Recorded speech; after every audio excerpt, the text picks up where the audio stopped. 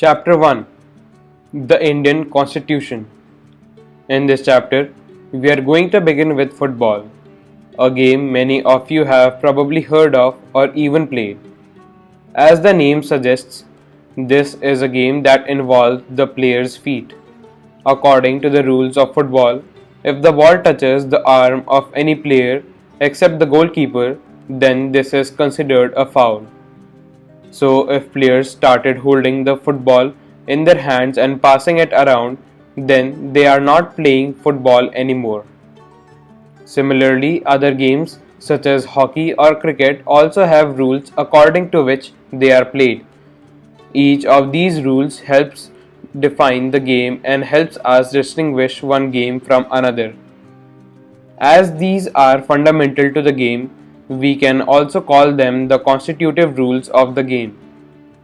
Like these games, a society also have constitutive rules that make it what it is and differentiate it from the other kinds of societies.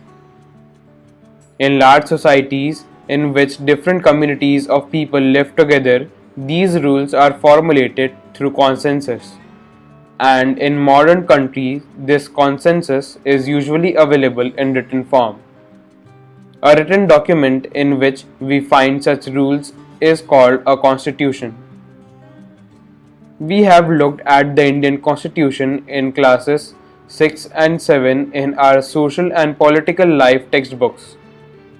Have you ever wondered why we need a constitution or been curious about how the constitution got written or who wrote it? In this chapter, we will discuss both these issues and also look at the key features of the Indian Constitution.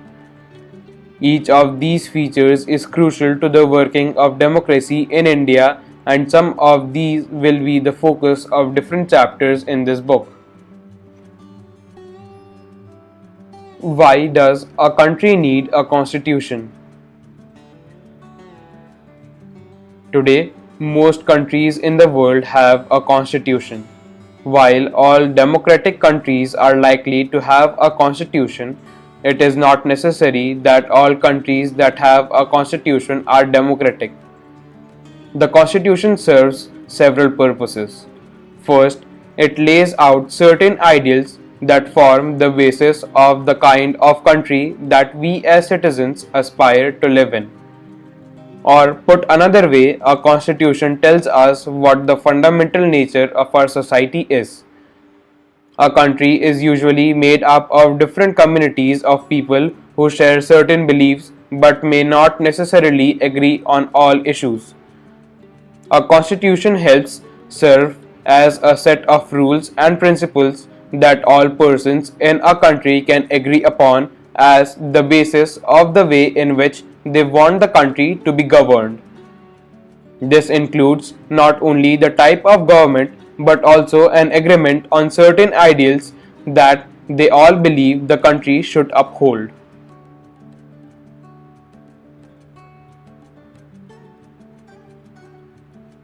In 1934, the Indian National Congress made the demand for a Constituent Assembly. During the Second World War, this assertion for an independent Constituent Assembly formed only of Indians gained momentum, and this was convened in December 1946. The photograph on page 2 shows some members of the Constituent Assembly. Between December 1946 and November 1949, the Constituent Assembly drafted a constitution for independent India.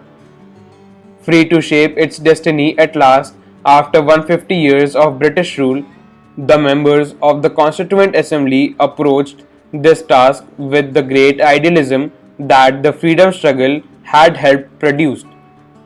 You will read more about the work of the Constituent Assembly later in this chapter. The photo alongside shows Prime Minister Jawaharlal Nehru addressing the Constituent Assembly.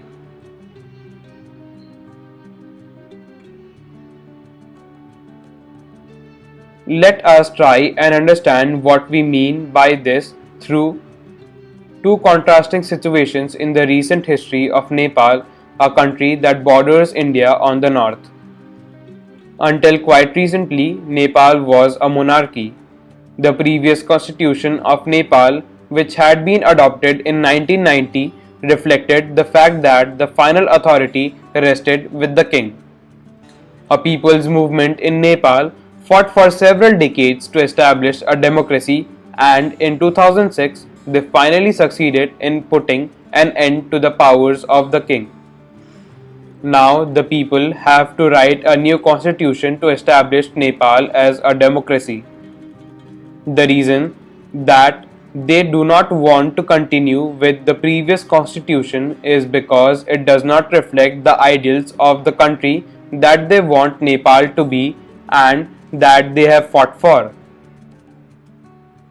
The country of Nepal has witnessed several people's struggle for democracy. There was a people's struggle in 1990 that established democracy that lasted for 12 years until 2002. In October 2002, King Gyanendra, citing the Maoist uprising in the countryside as his reason, began taking over different aspects of the government with the army's assistance. The king then finally took over as the head of government in February 2005. In November 2005, the Maoists joined other political parties to sign a 12-point agreement. This agreement signaled to the larger public an imminent return to democracy and peace. In 2006, this people's movement for democracy began gaining immense force. It repeatedly refused the small concessions that the king made, and finally in April 2006, the king restored the third parliament and asked the political parties to form a government. In 2007, Nepal adopted an interim constitution. The above photos show scenes from People's Movement for Democracy in 2006. As in the game of football, in which a change in the constitutive rules will change the game altogether, Nepal, by moving from a monarchy to a democratic government, needs to change all its constitutive rules in order to usher in a new society. This is why the people of Nepal are in a process of writing a new constitution for the country. The caption alongside elaborates Nepal's struggle for democracy. The second important purpose of a constitution is to define the nature of a country's political system. For example, Nepal's earlier constitution stated that the country was to be ruled by the king and his council of ministers. In countries that have adopted a democratic form of government or polity, the constitution plays a crucial role in laying out certain important guidelines that govern decision making within these societies. In a democracy, we choose our leaders so that they can exercise power responsibly on our behalf. However, there is always the possibility that these leaders might misuse their authority, and the Constitution usually provides safeguards against this. This misuse of authority can result in gross injustice, as demonstrated in the classroom situation below. Suresh is the class monitor. He is a bully. His classmates are not too fond of him. Mrs. Rao, the class teacher, has to leave the classroom for some urgent work. She asks Suresh to mind the class. Suresh starts picking on Anil.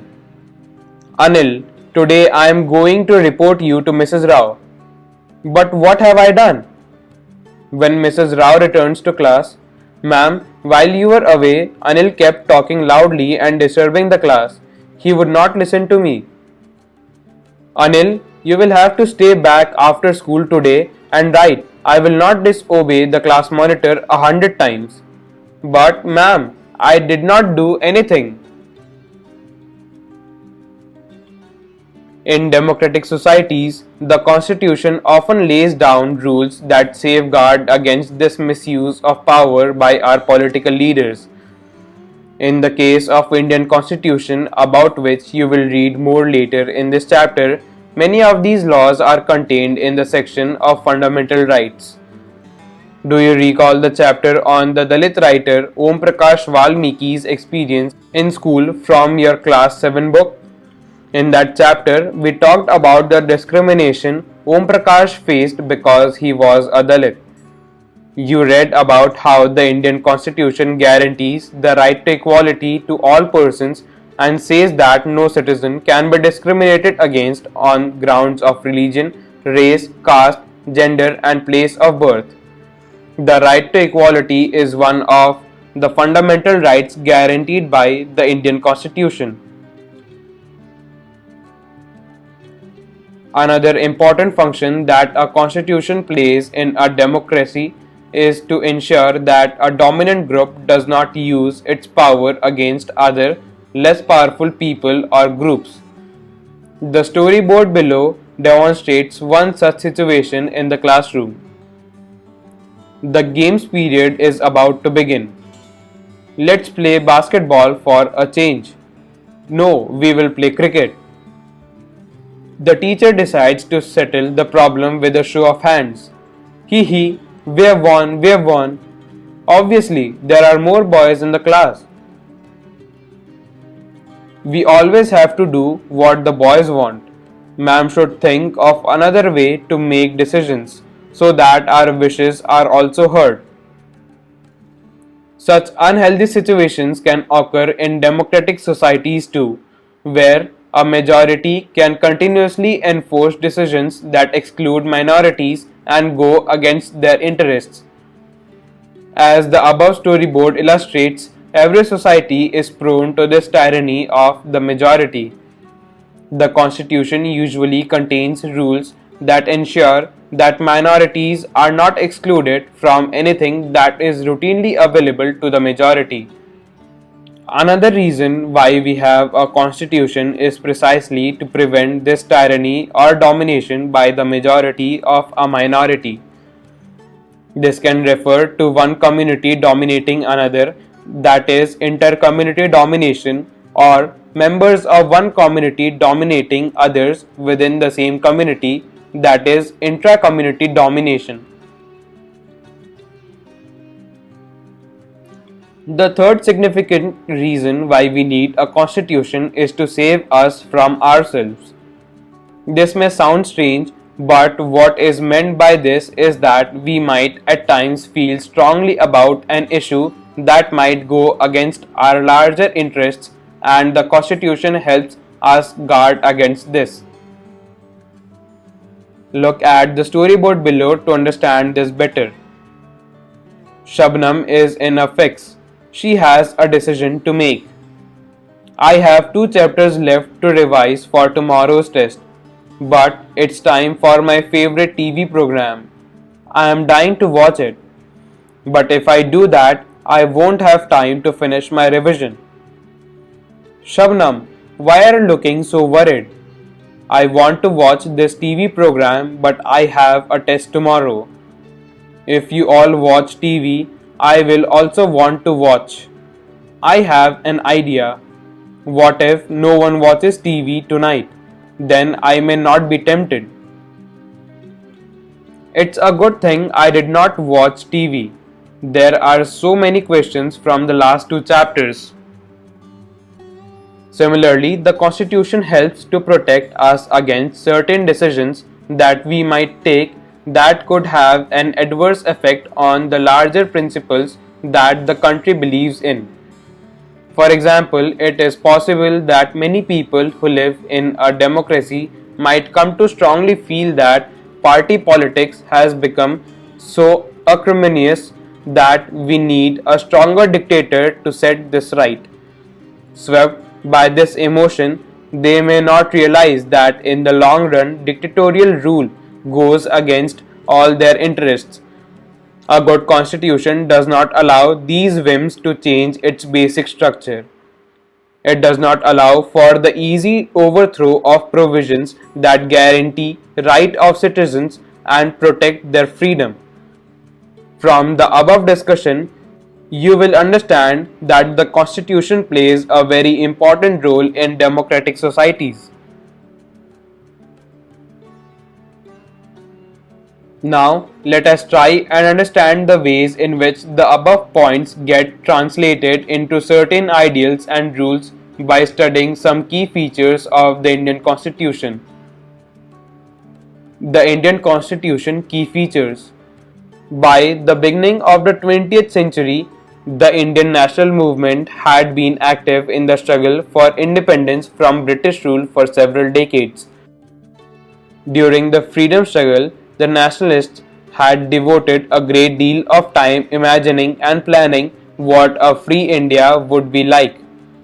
Under the British, they had been forced to obey rules that they had very little role in making. The long experience of authoritarian rule under the colonial state convinced Indians that free India should be a democracy in which everyone should be treated equally and be allowed to participate in government. What remained to be done then was to work out the ways in which a democratic government would be set up in India and the rules that would determine its functioning. This was done not by one person but a group of around 300 people who became members of the Constituent Assembly in 1946 and who periodically met for the next 3 years to write India's constitution. There was an extraordinary sense of unity amongst the members of the Constituent Assembly. Each of the provisions of the future constitution was discussed with great detail and there was a sincere effort to compromise and reach an agreement through consensus. The above photo shows Sardar Vallabhbhai Patel, a prominent member of the Constituent Assembly.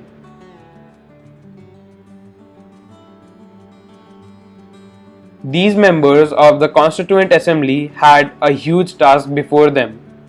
The country was made up of several different communities who spoke different languages, belonged to different religions, and had distinct cultures.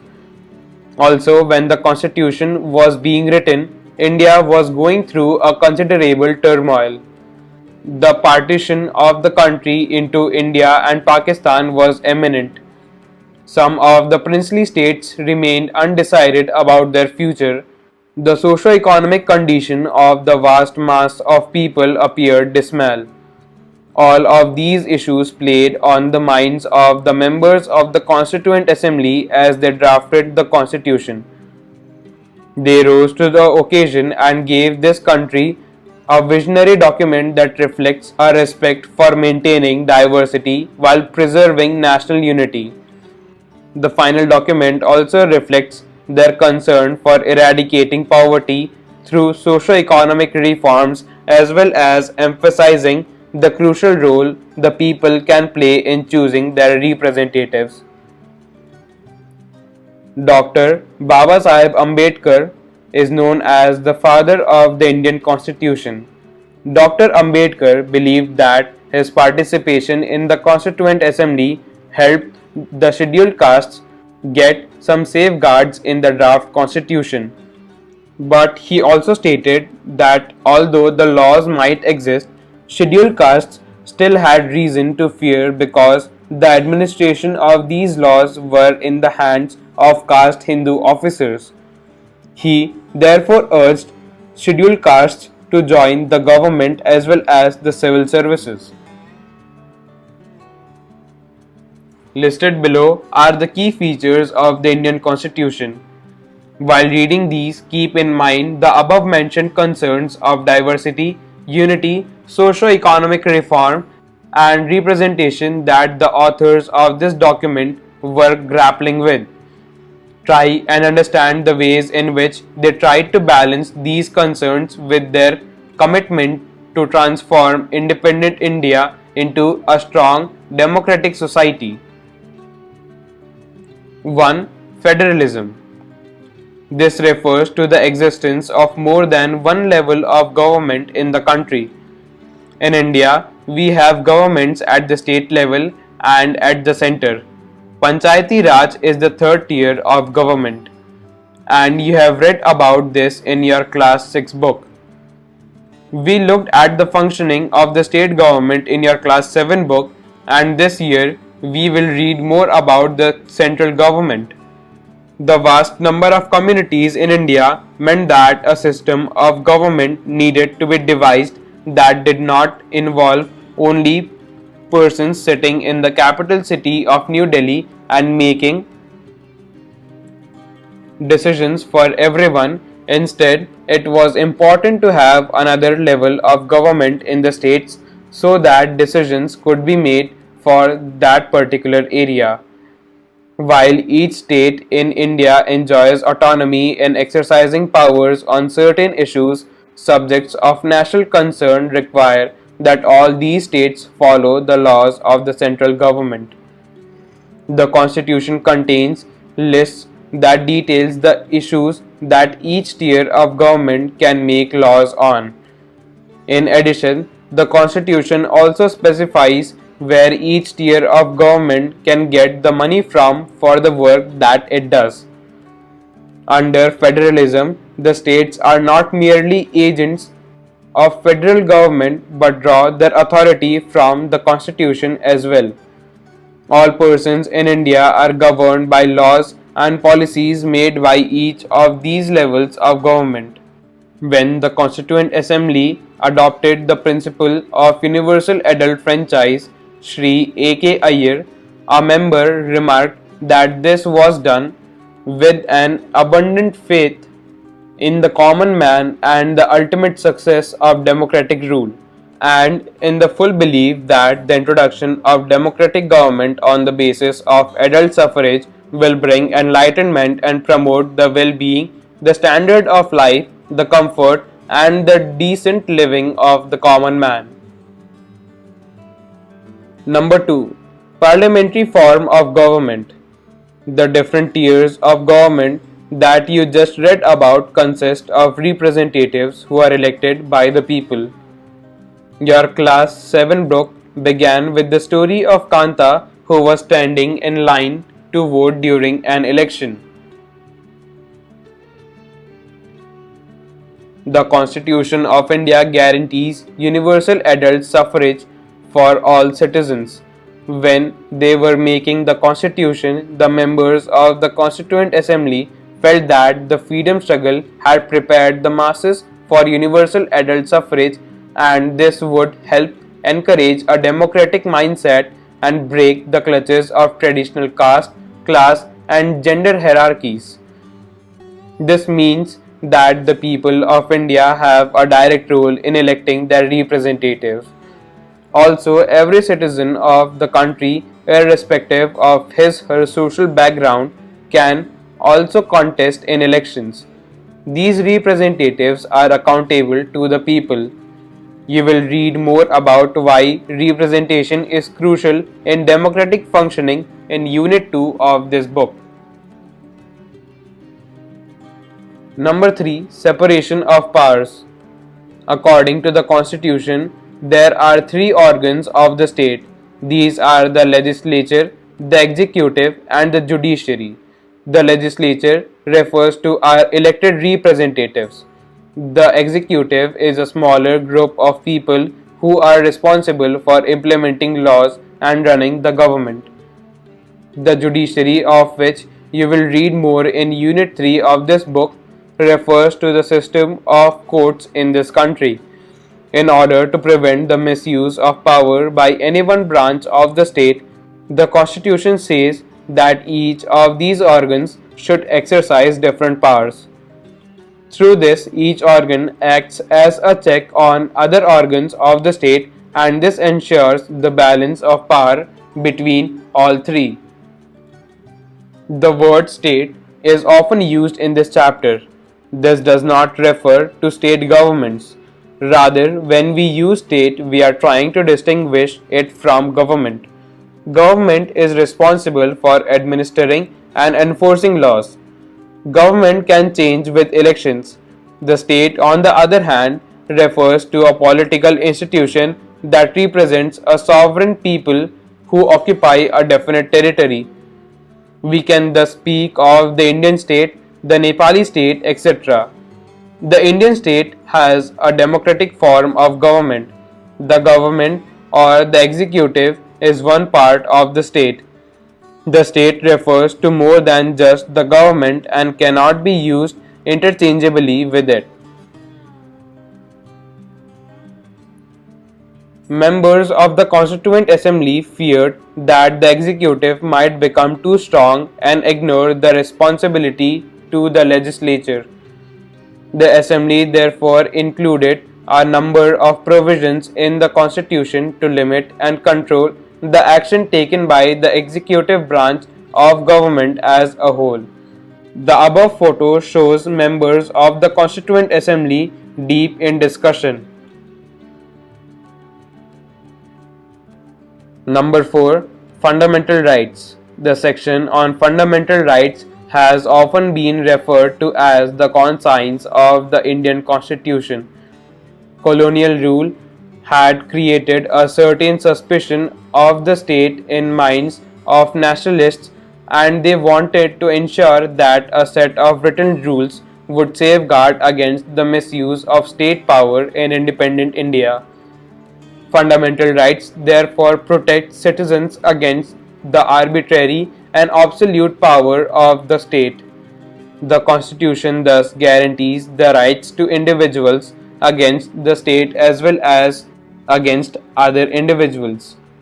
Moreover, the various minority communities also expressed the need for the Constitution to include rights that would protect their group.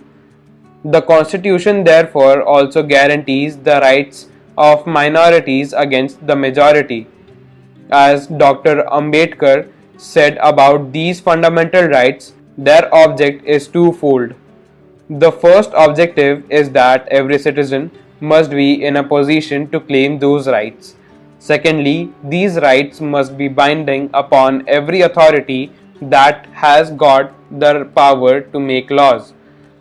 In addition to fundamental rights, the Constitution also has a section called Directive Principles of State Policy.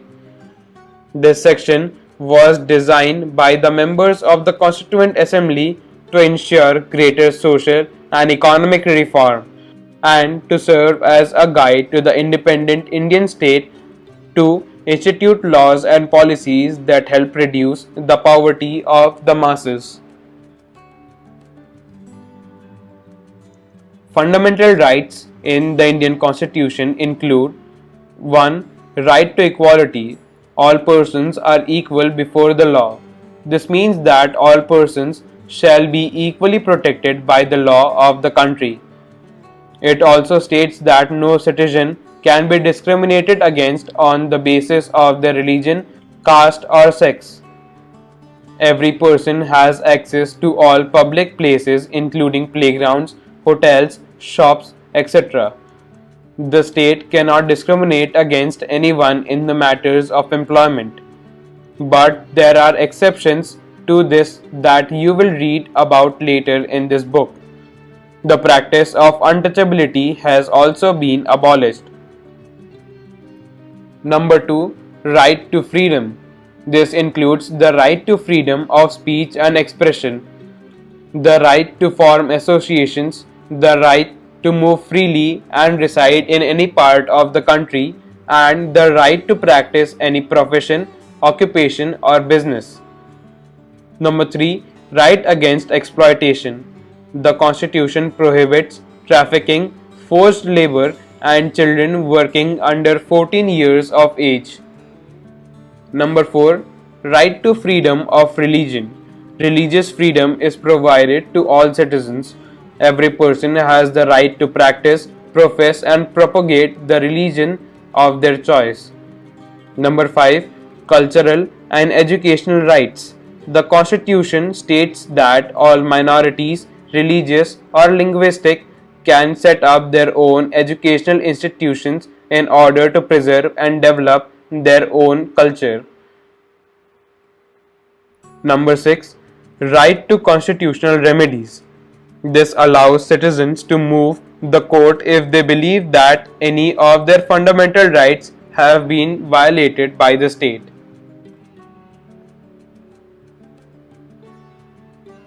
5. Secularism. A secular state is one in which The state does not officially promote any one religion as the state religion. We will read more about this in the following chapter. You now understand the ways in which a country's history often determines the kind of constitution that a country adopts for itself.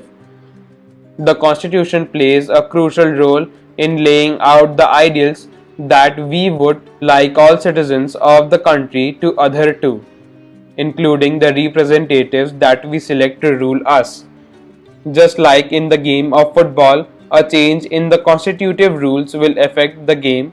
Indian constitution has been changed over the years to reflect new concerns of the polity. Often, a major change in the constitution means a change in the fundamental nature of the country. We saw this in the case of Nepal and how it needs to adopt a new constitution after it has recently become a democratic society. The different features of the Indian constitution outlined above involve complicated ideas that are often not easy to grasp. Don't worry too much about this for the moment. In the rest of the book, as well as in your higher classes, you will read more about these different features of the Indian Constitution and understand more substantively what they mean. The above photos show various members signing a copy of the Constitution at its final session. The first photo from top shows Prime Minister Pandit Jawaharlal Nehru signing. The second photo is of Dr. Rajendra Prasad, President of the Constituent Assembly. The last photo shows the following persons from right to left: Shri Jairam Das Daulatram, Minister of Food and Agriculture; Rajkumari Amrit Kaur, Health Minister; Dr. John Matai, Finance Minister; Sardar Vallabhbhai Patel, Deputy Prime Minister, and behind him Shri Jagjeevan Ram, Labour Minister.